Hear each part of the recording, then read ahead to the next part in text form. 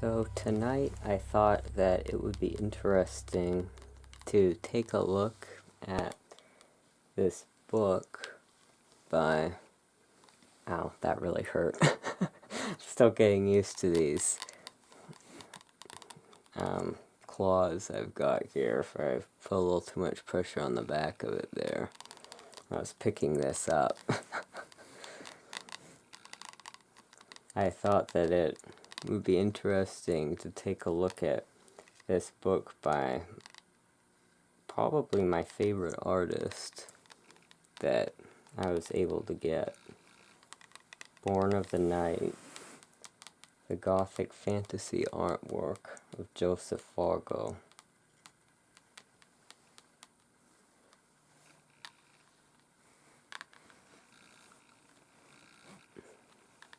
You see some real weird hand movements in here. It's me trying to do something with really long nails on. I don't know how anyone who just wears them for every day ever is able to do anything. I could barely... I got everything set up before I put the nails on. I still am having trouble. So anyway, that's props to you if you figured out how to do that in everyday life. That's an actual skill. But all of his art is like this. If we can get a look at it, it's a very glossy book, so there'll be some reflection, but all of his art is this very like dark fantasy, properly like Gothic cathedral type stuff. I'm not sure, maybe I should zoom in a little bit. I thought when we get started and we start opening up the book, then we'll be able to see both sides with the wider view, but maybe it would actually be better to be zoomed in a little bit. Actually, maybe let's look at what does it say on the back. I was thinking of just focusing in on a certain section today, because it's a huge book. We won't be able to look at anything, but it's in sections of like by the Gothic theme. Like, I love this architecture he's got here, where it's the gargoyle bats, everything I like in one place. Vampires, gargoyles, bats, and Gothic architecture.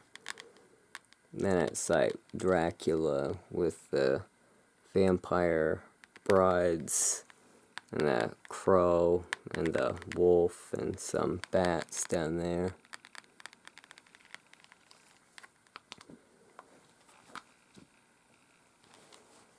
It says, born of the night, they lurk in the shadows, gargoyles of living stone, lost souls who wander mist-shrouded cemeteries, and vampires who dwell deep within forbidden crypts.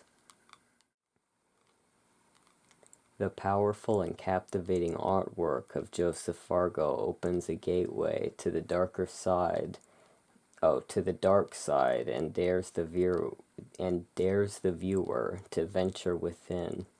While his work is dominated by an immense and memorable array of ominous and often nightmarish entities, his timeless images are also permeated with tremendous beauty, grace, and symmetry. His art has achieved a resonance and popularity partially because of this ability to shed light on the inner demons that lurk in the shadows of the mind, while also not forgetting the sometimes majestic grandeur that resides there as well. Enter the world of this modern master of the macabre. This collection features over 100 original paintings and illustrations published together for the first time, with an introduction and commentaries by Joseph Vargo.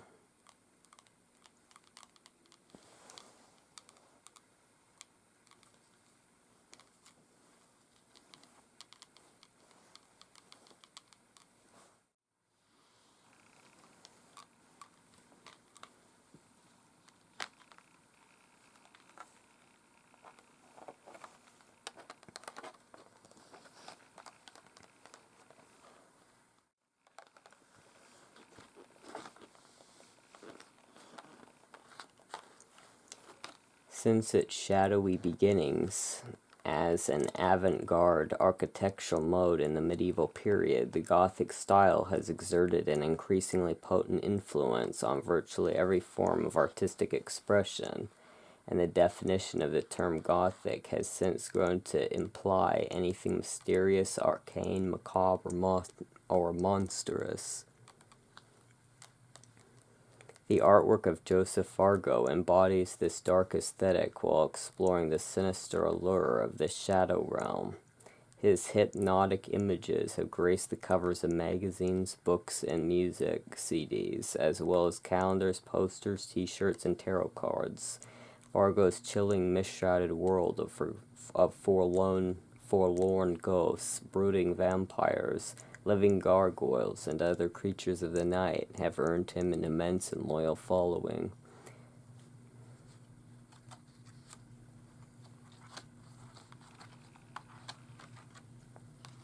And here we have a vampire, or maybe a demon, with an angel in his arms.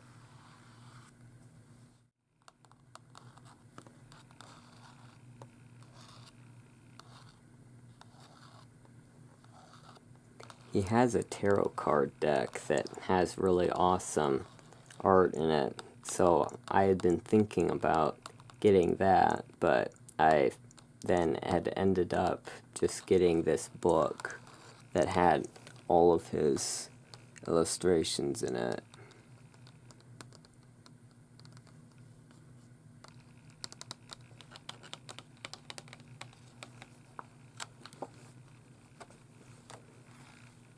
So I think what we're going to do, if I can do it with this really long thumbnail, is I seriously don't know how anyone who just wears these in every day is able to do anything. I'm pretty impressed by that. Here is the vampires section, which I think is what we'll be looking at today.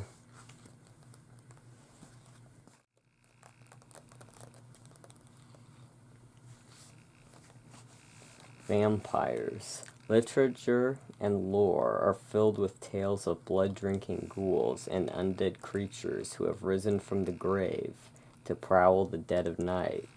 Over the centuries, vampires have evolved from the sinister abominations of age-old lore to the seductive and irresistible anti-hero of modern fiction and film. The word vampire is listed in Rogette's International Thesaurus as a synonym for fiend and monster, as well as tempter and seducer, and one's perception of vampires truly remains in the eye of the beholder.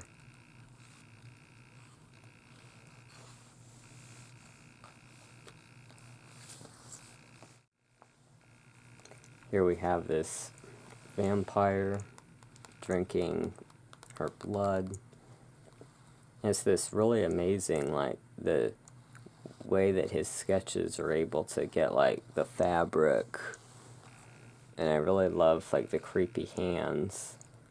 Not unlike mine. This is the type of thing that inspired me to attempt to get the claw look with some dollar nails at Dollar Tree. I thought that looked really cool, like, oh, the long, sharp claws, but I'm now realizing it's super hard to do much of anything. But anyway, and like just the fully white eyes had a creepy effect.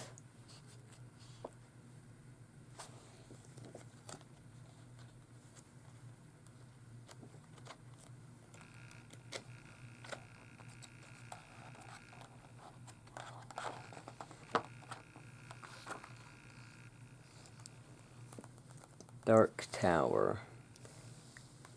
Abandon all hope, all ye who enter. Oh, abandon hope, all ye who enter here.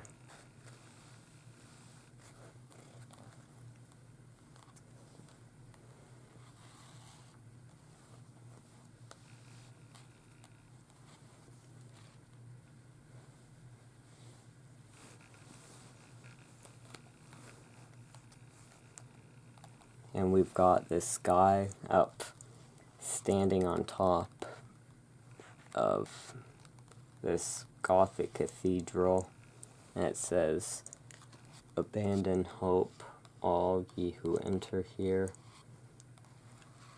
Across the stone, and there's all of these great gargoyles, these really creepy dragon type gargoyles, and these sort of almost Krampus looking gargoyles here, and then all these Gothic arches down here with these winged skulls.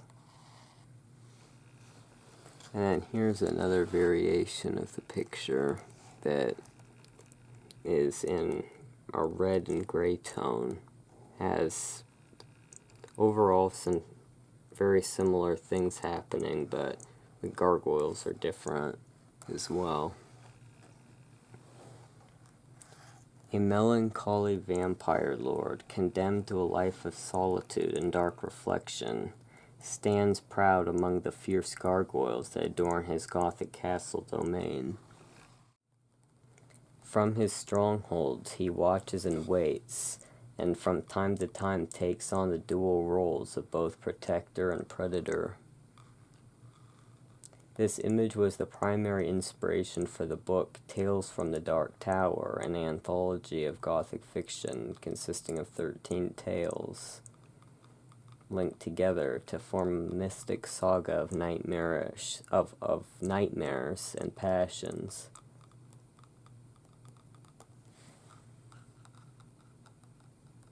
The Dark Tower was originally painted as a fantasy piece entitled Mystic Keep, which depicts a wizard casting a spell from atop his gargoyle-encrusted castle.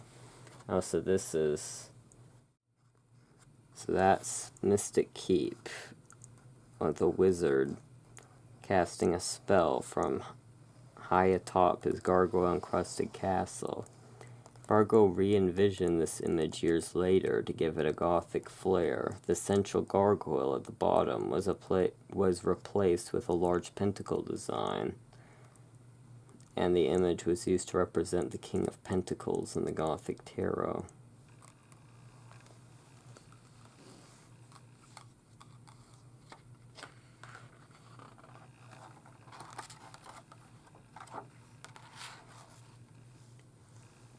Here is Dark Queen. The Queen of Darkness doth reign as mistress to things most foul. She doth revel in wickedness and misery, and torments serve her as loyal subjects. She doth sate her hungers upon the sins of man, and slake her thirst upon mortal blood. She doth command the legions of the night, and her lot doth spread pestilence to mar the land, for she is deliverer of woe and death upon all of God's creatures.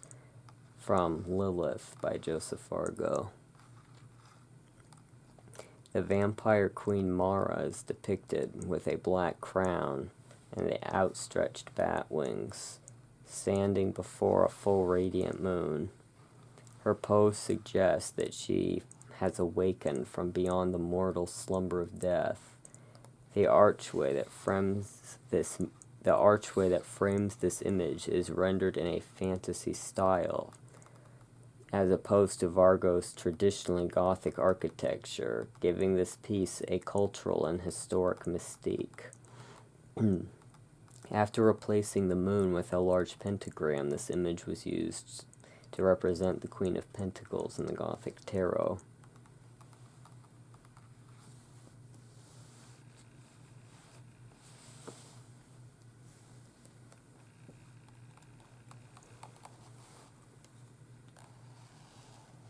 I love all the creepy details, like the wings and just her fully white eyes and the casket pose she's in, like all of the folds of her robes.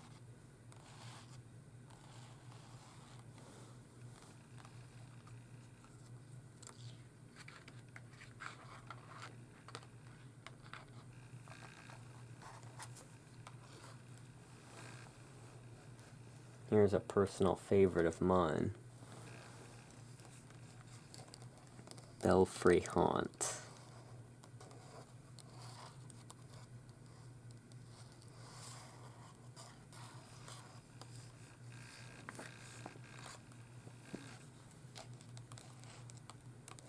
And here's this Nosferatu-esque vampire up in the belfry. And it's got all these bats flying out. And all of these arches.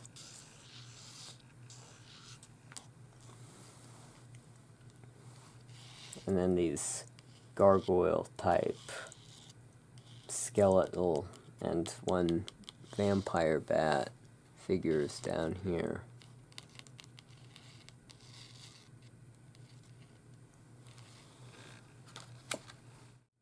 His eyes were drawn to the belfry. Another silent strike of lightning illuminated the gargoyles along the front cornices of the tower. He knew it was merely a trick of the chaotic light, but he had the impression that several of the mocking yet mournful figures had changed places. From Vesper Tolls by Joseph Vargo. No, by Joseph Iorio. A ghoulish Nosferatu lurks within an ornate Gothic bell tower, unleashing hordes of vampire bats into the night. This stoic work depicts the Baron, the mysterious and fearsome Lord of the Dark Tower, and was used to illustrate the grim story of retribution and dark justice Vesper Tolls in the Tales from the Dark Tower anthology. The image was also used as the Hermit in the Gothic Tarot, representing isolation and withdrawal from the world.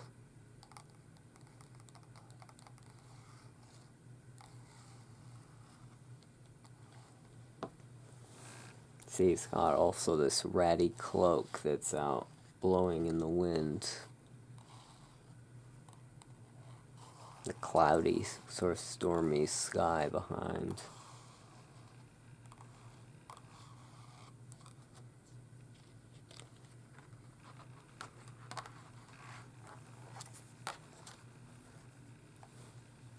Vampire's Kiss.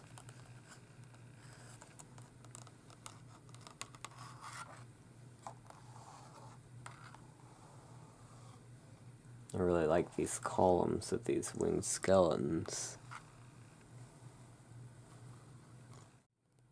Brom stopped her from behind and held her within the archway of the inner sanctum, his arms encircling her, drawing her close. Rihanna clutched the cross and tore the rosary from her neck, then leaned her head far back and closed her eyes, surrendering her throat to him.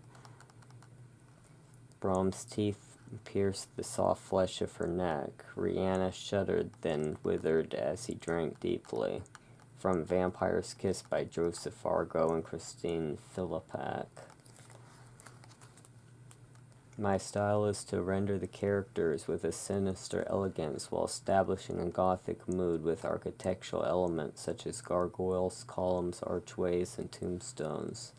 I try to depict all the most appealing aspect of vampires in my paintings, the beautiful, the horrific, the sensual, and the tragic.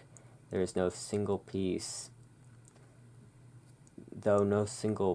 illustrates all of these characteristics at once. Dark Tower represents the ultimate dark and brooding male vampire, whereas Possessed depicts the alluring female vampire reveling in the night.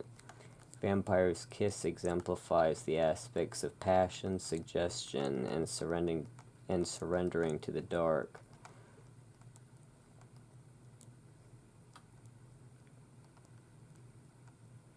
Vampire's Kiss depicts a seductive male vampire and his beautiful female victim who willingly surrenders her mortal life to him. Her face is caught in a look of rapture as her lover brings her across the threshold of darkness. The Latin inscription, Noctem Aeternus, translates to mean eternal night. This image, which illustrates the union between the realms of the living and the dead, was used to symbolize the lovers in the nocturnal tarot. Noctum. Aeternus. Eternal night.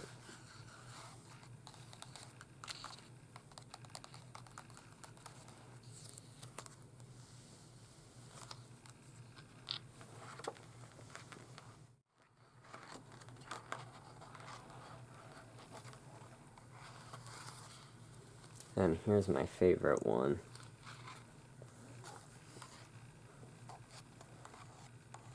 Nosferatu.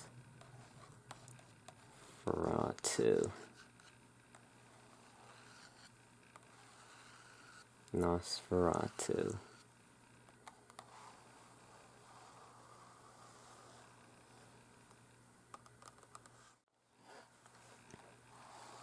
And there he is in the Gothic arch with the winged skeletons in there, and he's in his coffin.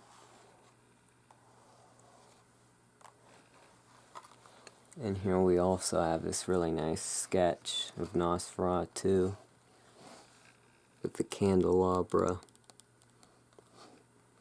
with his hand outstretched.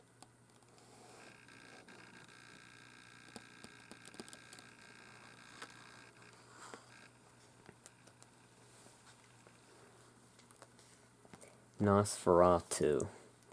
This was the second piece of Vargo's vampire triptych, in which the artist depicts the more horrific aspects of the vampire legends. Early European folklore originally depicted vampires as monstrous servants of the devil and rotting corpses resurrected from the dead. The term Nosferatu translates to mean the undead, and the ghoulish appearance of this reposing vampire creature is an homage to F.W. Murnau's classic silent film of the same name. That's a great movie. It still holds up, is very haunting and atmospheric, even over 100 years later. And I love the design of Nosferatu. Nosferatu was chosen to represent the high priest in the Gothic tarot. Now this sketch up here is a pencil sketch.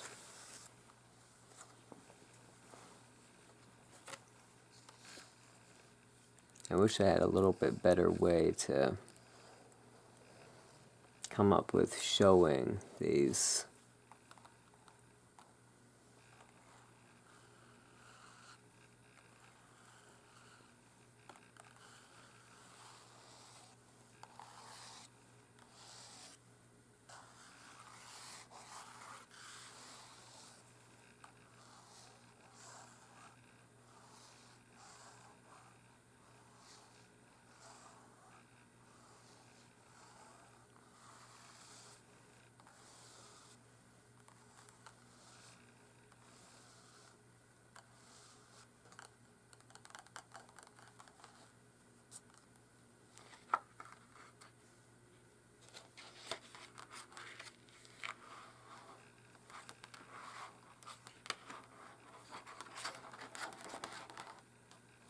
Lilith. Here's her name up here. Lilith.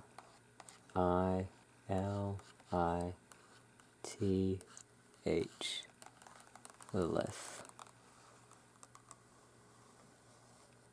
And I believe that she's in the same archway as Nosferatu was.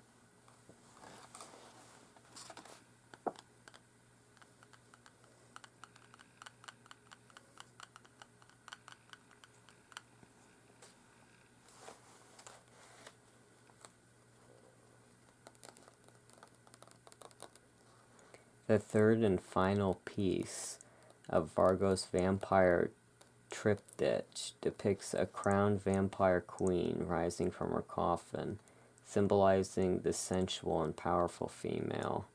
According to ancient Hebrew belief, Lilith was created by God to be the first wife of Adam, but she was cast out of the Garden of Eden because she refused to lay beneath him.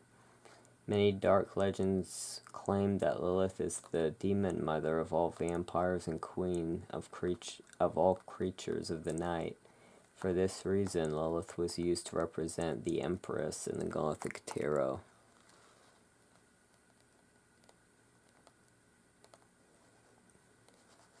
I think that it's simply part of the human psyche to hold a fascination with the unknown.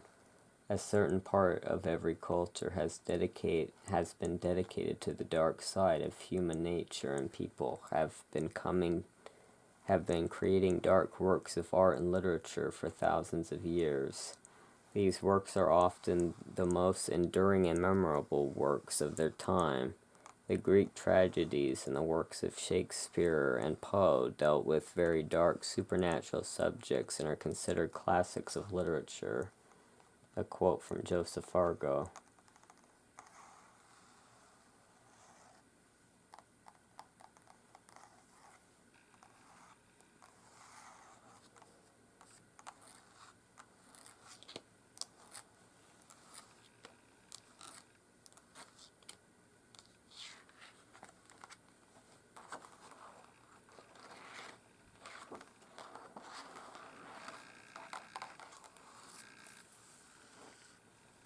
Dracula.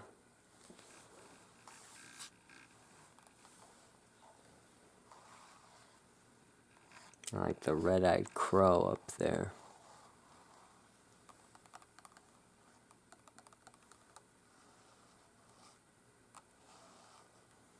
The red-eyed bats.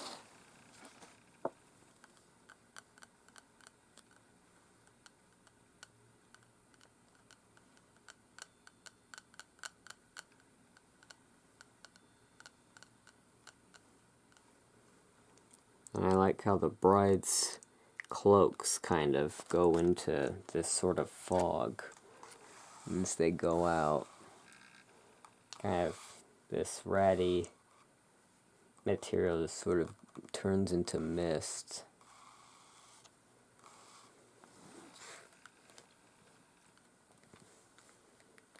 Dracula. This portrait of the legendary vampire lord was painted to commemorate the 100th anniversary of Bram Stoker's Dracula in 1997. Stoker's tale of the reclusive Transylvanian count who leaves his castle domain in search of love is a bittersweet balance of unearthly terror and romance, and perhaps no single author has been more responsible for the vampire's transition from the loathsome and vile creature of folklore to the seductive and suave creature that we know today. Stoker's classic vampire character was named after the 15th century Romanian prince Vlad Dracul III, who earned his place in history by impaling his I can't speak suddenly. Stoker's classic vampire character was named after the 15th century Romanian prince Vlad Dracul III, who earned his place in history by impaling his enemies alive. During the early 1400s, Vlad's father, Vlad II, was the military governor of Transylvania and was made a member of the Order of the Dragon by the Holy Roman Emperor Sigmund for his part in protecting Christian Europe against the invading Ottoman Empire. After his indoctrination into the secret society of Christian knights in 1431, Vlad's father became known as Vlad Dracul, meaning Vlad the Dragon. When his son, Vlad III, was born, he became known as Dracula, meaning son of the dragon or son of the devil, as some would have it. Vargo's painting combines Stoker's description of Count Dracula with the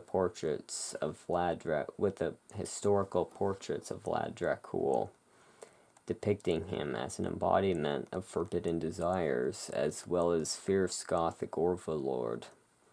In keeping with Stoker's novel, Dracula's throne is surrounded by 3 enticing vampiric brides, and the Gothic mood is further enhanced by the presence of the wolf, raven, and vampire bats. His dark, majestic allure made Dracula the obvious choice for the Emperor, the cornerstone of the Gothic tarot.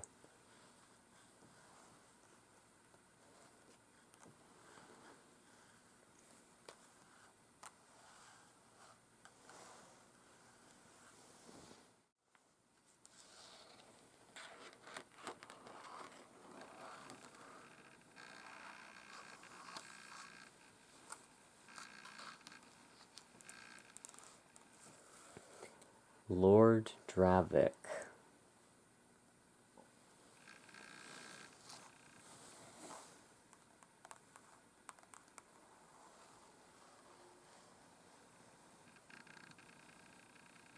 And here he is with the wolves. This creepy tree's roots coming down over this rock with these skulls in it. And then in the background there's this sort of ruin of Gothic architecture with some fog.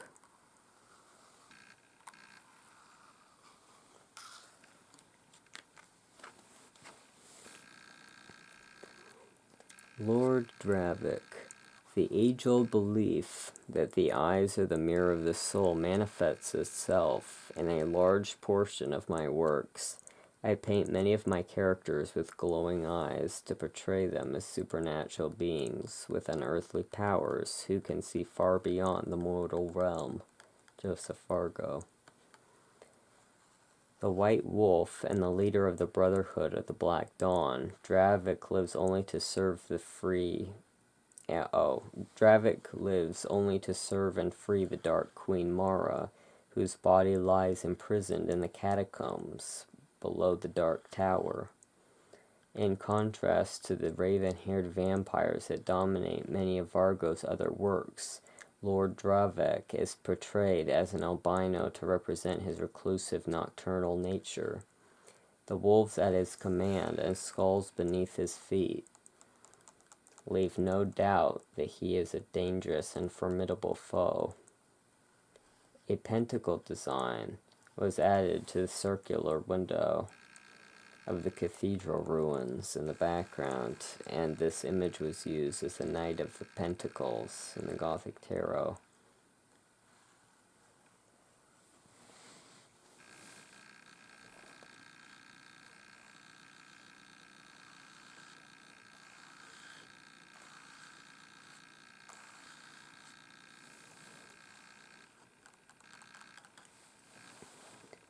One, two, 3, 4, 5, 6, 7, 8 skulls. 1, 2, 3 wolves.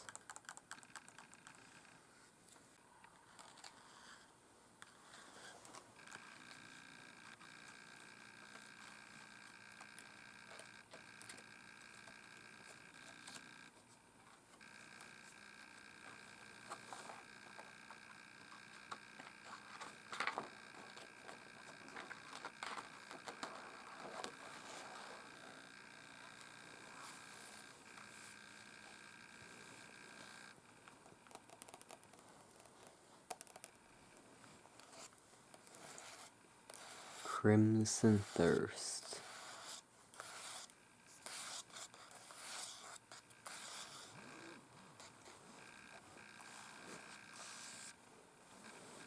Here's this vampire, this gargoyle behind him. It almost gives the effect that the vampire has these wings.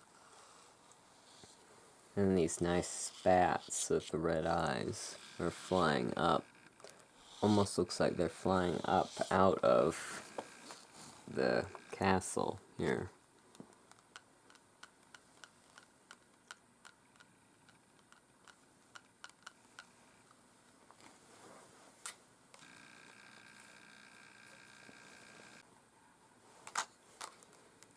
Crimson Thirst. A brooding vampire lord stands atop his Gothic domain against a blood-red evening sky as a swarm of bats takes to flight. At first glance, the stone wing of the gargoyle appears to spring from the back of the main figure, casting him as a winged demon. However, upon further inspection, it becomes evident that this is simply an artistic illusion, intentionally designed to convey a subliminal suggestion.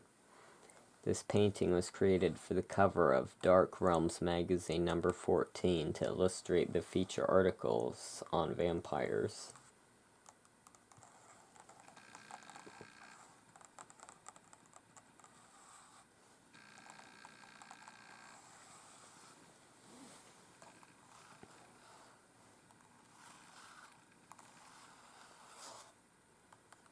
I love this gargoyle's fierce face. Almost a little bit like a vampire bat with this nose.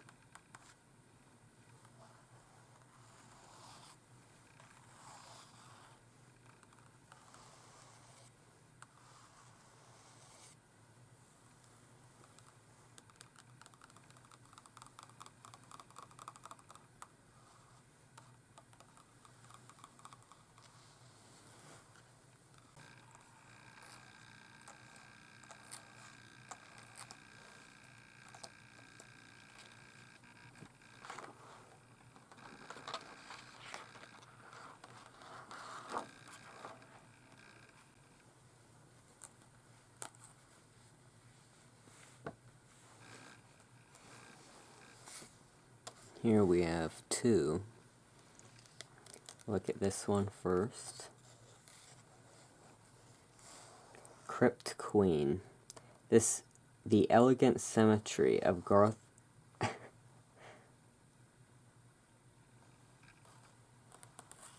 Crypt Queen. The elegant symmetry of Gothic archways is echoed in the equally refined lines and contours of the bat-winged female at the center of Vargo's Crypt Queen. The lean pointed arches narrow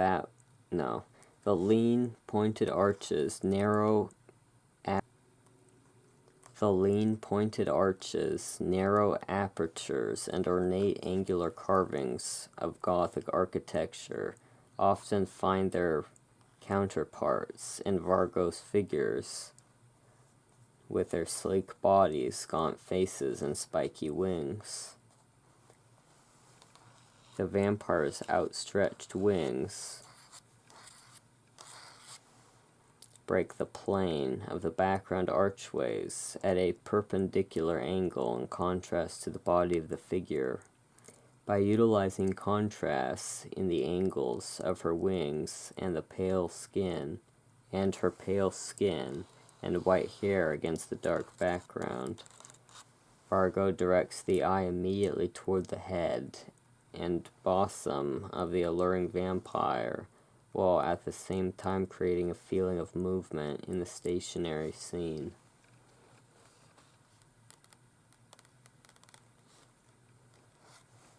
Really like the design of, like, in these arches here, where they have this, almost looks like some of that, like, Spanish or Italian wrought iron stuff, but it's all, like, look like it's in a stone carving on the side of the castle.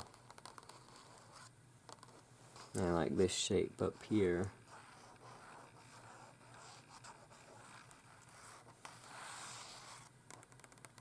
There she is with her bat wings. She doesn't have arms, she just, like a bat, she has the wings that have they are her arms and elbows.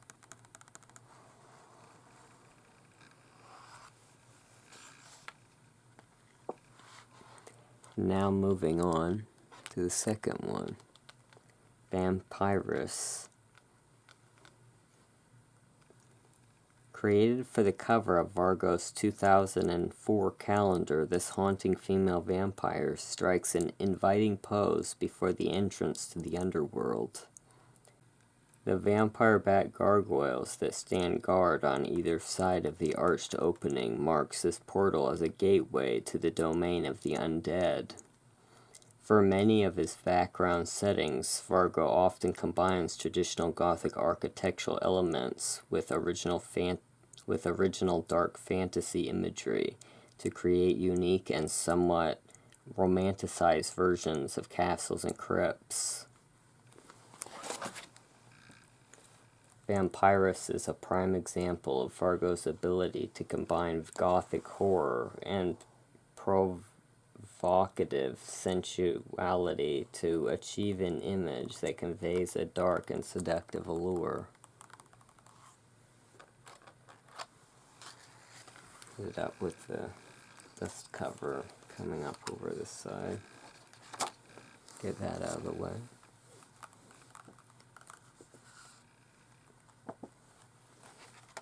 I do really like these gargoyle bats up here. And just like the mistiness. She almost looks like a ghost up against this dark stone.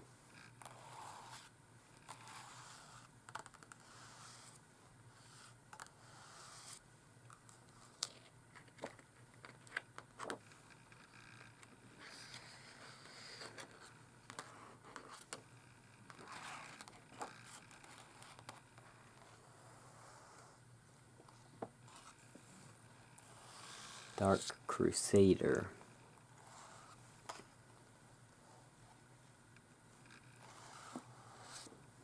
I love this statue on the wall with the real blood dripping out of his mouth down the wall. Here we have this dark knight with a sword.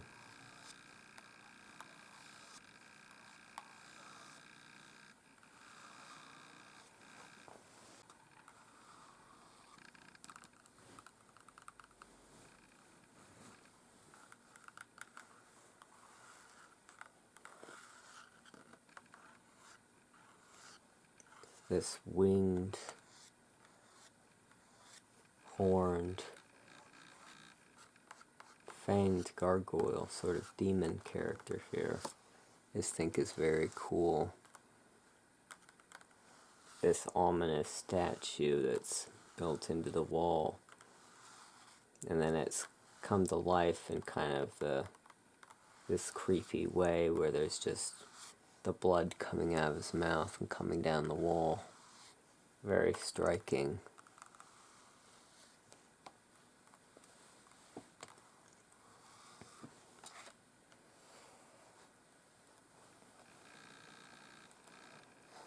Dark Crusader.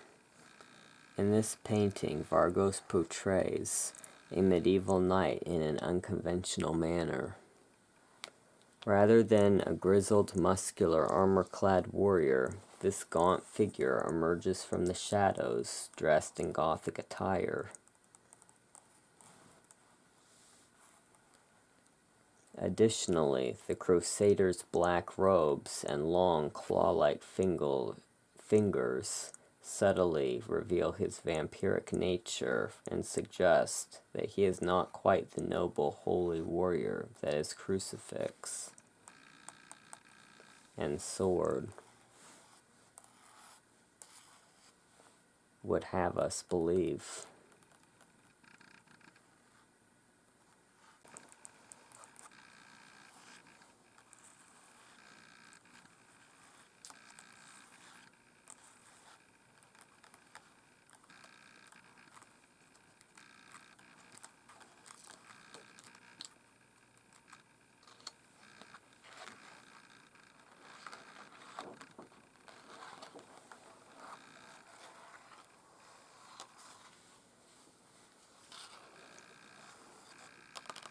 Necromancer.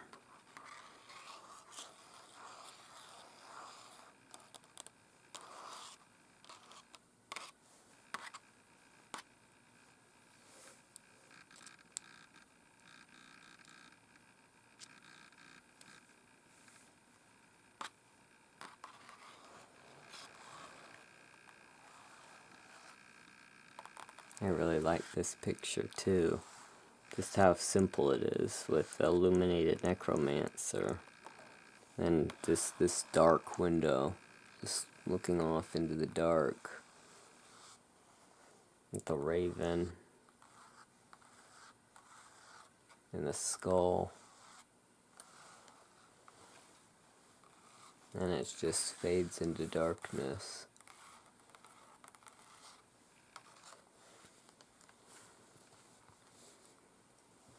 A necromancer is a sorcerer who practices dark magic or can divine the future through communication with the dead. Vargo utilizes the tall, lanceted window arch to frame the skull and make it a focal point of the composition.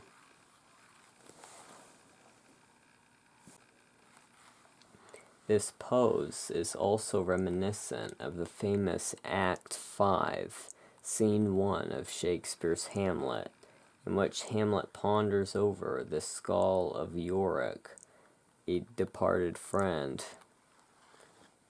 The raven, perched on the sorcerer's arm, seems to be acting as the messenger between the realms of the living and the dead.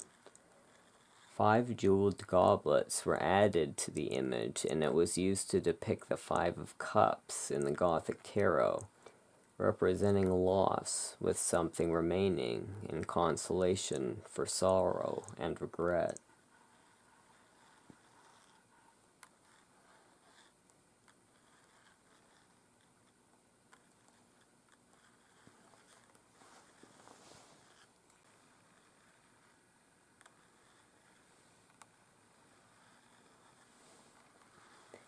See, these claws, they look great in theory, but then when you actually have them on, you figure out you can't actually do anything. That extends your finger so much. But he's a magician, I'm not. Maybe he has his secrets. I need to learn a thing or two. How you magically learn the mystic art of doing regular everyday things with claws.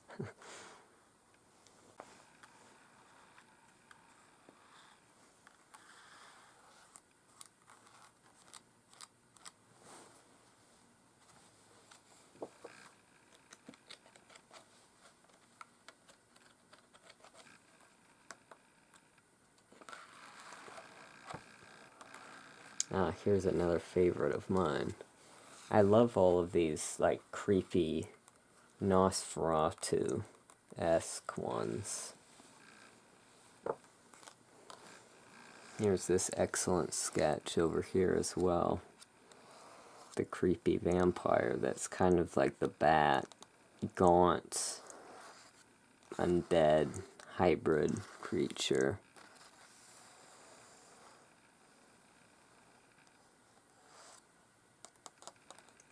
Vampire. Spelled V-A-M-P-Y-R-E.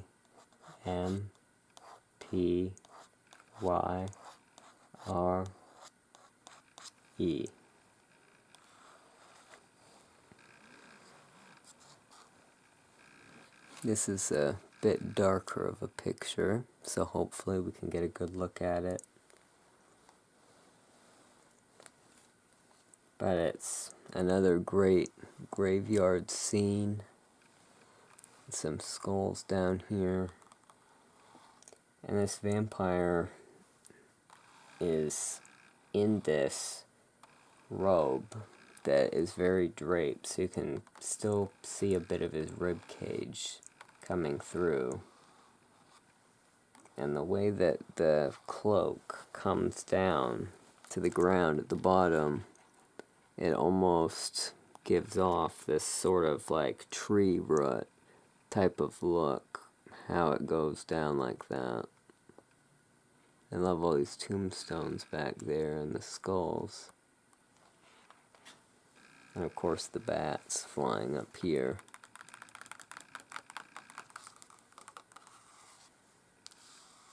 I always love some good creepy trees.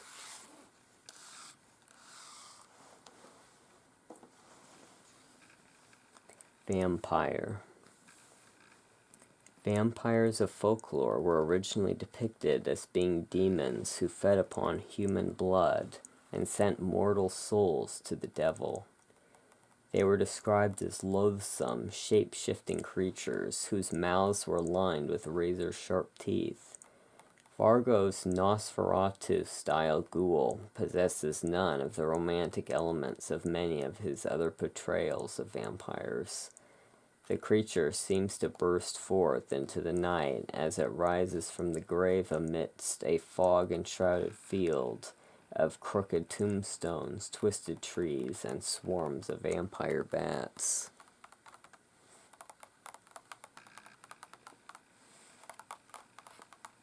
All the bats flying up.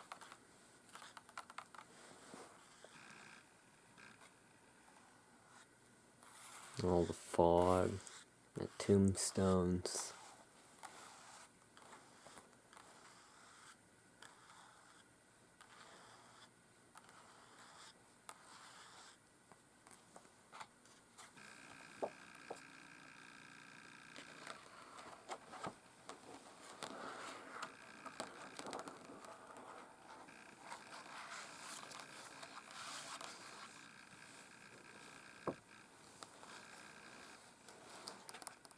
Catacombs.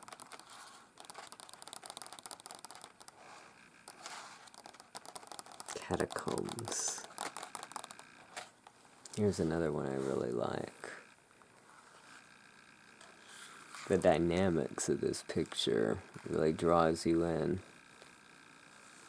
All just this foggy, very like the where the coffins are in that 1930s Dracula movie with Bela Lugosi, where you get just that vast, like going through the catacombs sort of feeling. And all the fog in here. Nice gargoyle.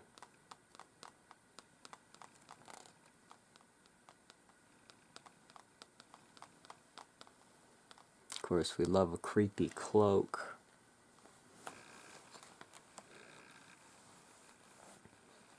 Catacombs. This haunting piece depicts the subterranean layer of the undead, conveys a sinister yet sensuous mood. The skulls which line the supporting pillars of the vaulted catacombs and an ominous otherworldly mist contribute to the overall threatening atmosphere of the cavernous crypt. The alluring female vampires lurking in the background beckon and tempt those who would dare to venture into the domain of the undead. Catacombs was used in advertisements for Dracula tours to Transylvania.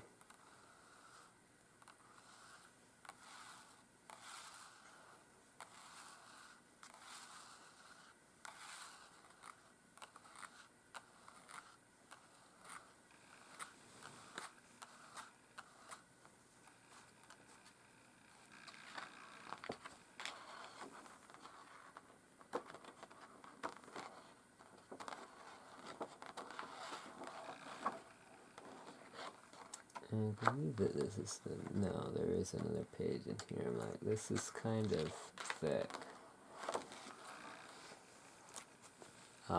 Night Stalker. As you can probably guess, another favorite of mine, since it has a Nosferatu-looking vampire in it. All the fog. A way that also it has just this like creepy sort of sense of vastness, like you're out in the middle of nowhere with how much empty space there is, and yet it still feels so atmospheric. It's like you're up on a hill in the countryside or something and it's night, so you get this sense that there's a lot beyond, but you can't actually see it. Of this early work, Vargo recollects, "This graveyard ghoul was one of the first sinister vampires I painted. I wanted to depict this Nosferatu-inspired undead creature as a loathsome monster, as opposed to the suave and seductive vampires such as Dracula. The repulsiveness of this fiend, so evident in his gruesome face and horrifying claws, is also displayed by his rotting cloak and furtive, hunched posture as he lurks among the crumbling tombstones and the scattered bones of his victims."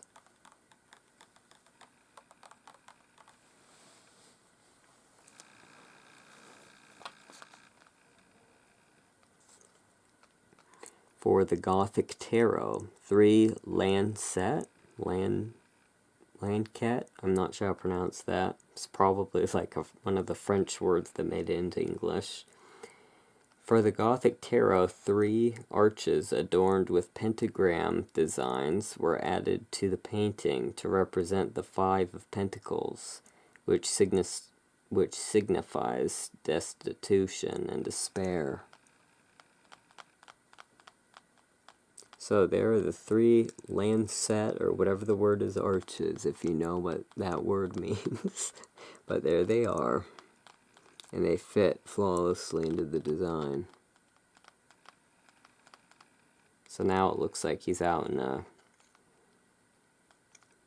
like an old abandoned churchyard.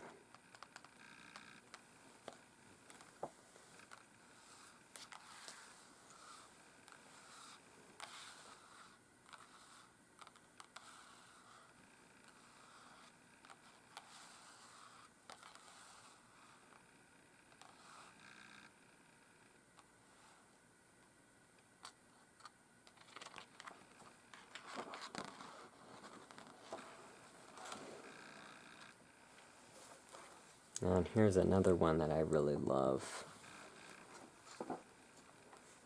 I really wish Joseph Vargo just sold large prints of all of his stuff. I haven't been able to find, like, I think he has prints of, like, a few things, but, like, some of these, like, this one, it's like, I love a print of this. This is so cool. The Hanged Man. And again, it's one of these vampires that is the very Nosferatu-esque Batwing hybrids. With this one has kind of a skull-like face with the bat ears and the bat wings and the ribs showing, just this gaunt, cadaverous, creepy bat creature. The Hanged Man. Suddenly, an eerie feeling fell over him, and some unknown sense caused him to turn his gaze upward. There he saw the bats. Hundreds of them filled the belfry roof. They clung to the roof and hung there inverted, large as rats. Their dark fur matted, their leathery wings folded, they slept undisturbed. From The Dark Tower by James Pippick and Joseph Vargo. Created specifically for the Hanged Man card in the Gothic Tarot, Vargo painted an image of a vampire creature more feral and animalistic than even his rendition of the Nosferatu. The cadaverous monster in this painting is both skeletal and muscular, hideous, and yet possessed of a graceful symmetry, as it hangs like a bat in an inverted pose.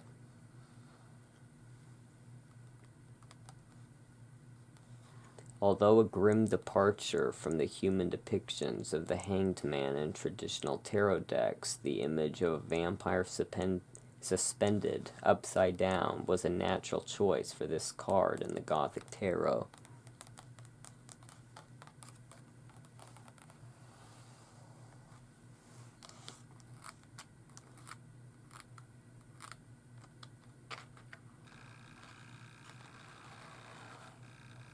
Now, keeping with that sort of brownish orange theme,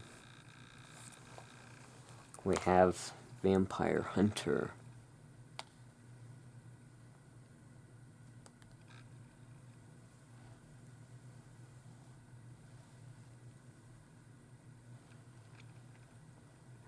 Again, I love the design of this vampire in this picture.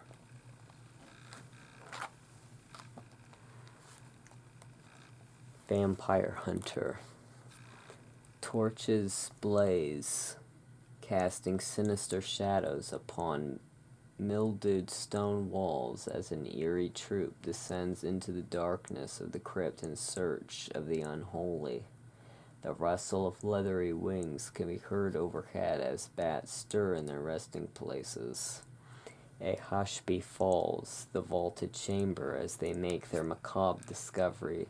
An ornate casket lies unearthed before them, armed with the tools of their trade, a flask of holy water, a crucifix, a mallet.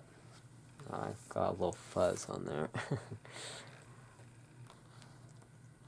Armed with the tools of their trade, a flask of holy water, a crucifix, a mallet, and a wooden stake, they prepare to cast open the coffin lid. They are the vampire hunters. The grotesquely horrifying forces of evil collide with the implacable strength of good in this striking depiction of a vampire slayer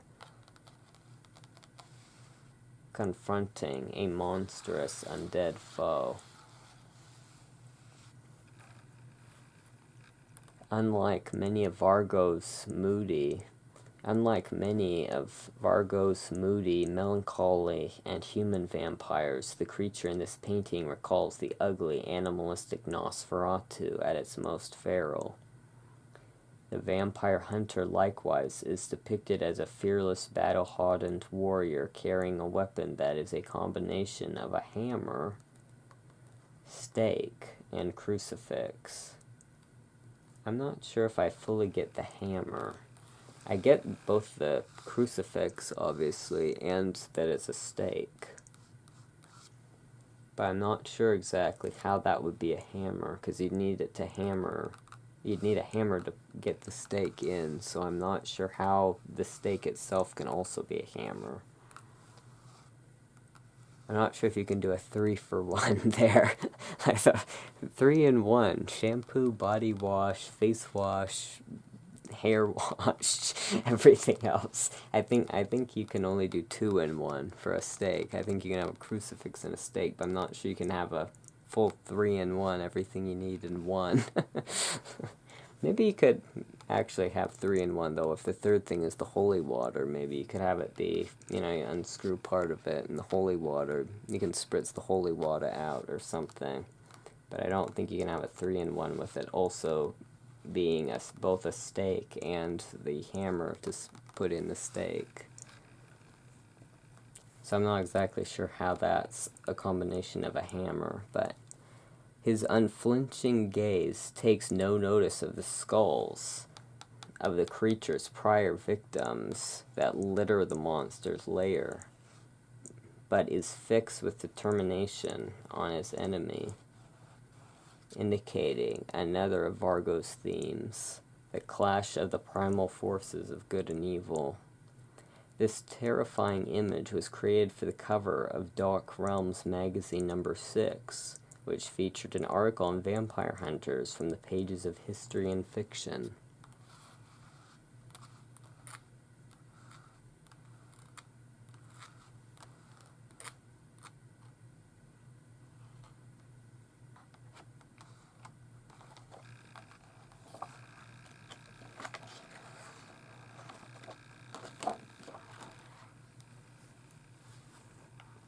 Threshold.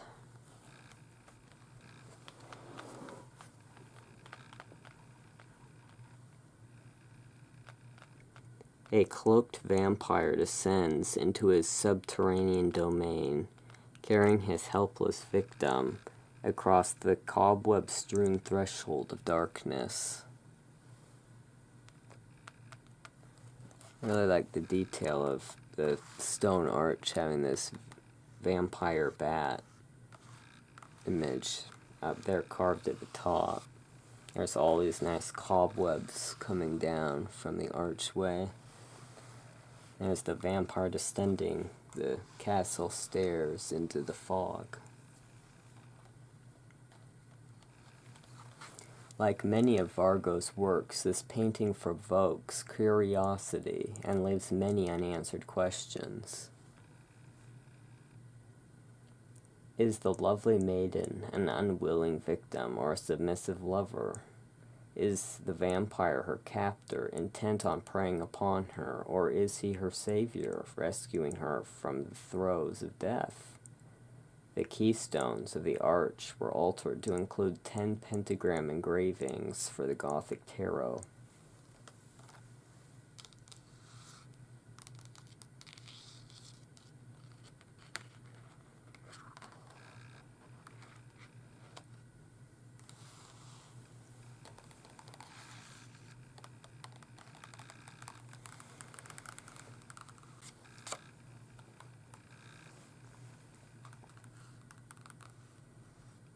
And that, folks, is the end of the vampire section of Born of the Night.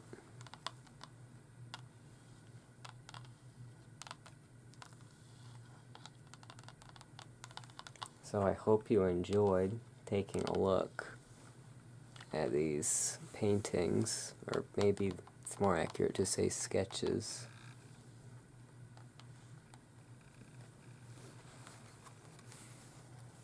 I've enjoyed looking back at them.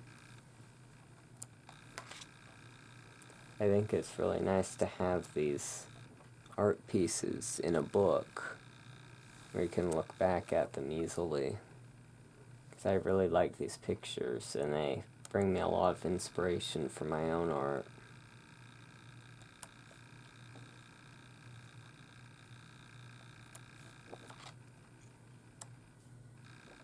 So I'll have to wish anyone watching some sweet nightmares, a nice dark night ahead of you, and as always, rest in peace.